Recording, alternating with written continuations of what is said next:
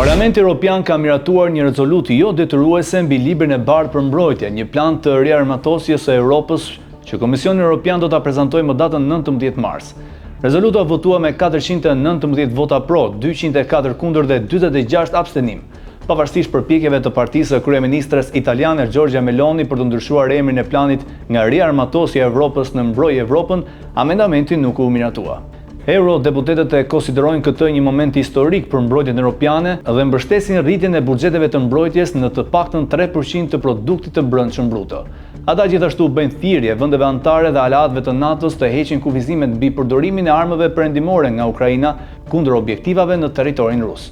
Parlamenti Evropian vë në dukje ndryshimet në politikën e jashtme të SBA-s nën administratën e Donald Trump dhe thekson nevojën për përforcimin e sigurisë europiane për të mbështetur Ukrainën. Sipas rezolutës, Rusia dhe aleatët e saj përfshirë Kinën dhe Iranin përfaqësojnë kërcënim më të madh për sigurinë e Bashkimit Evropian.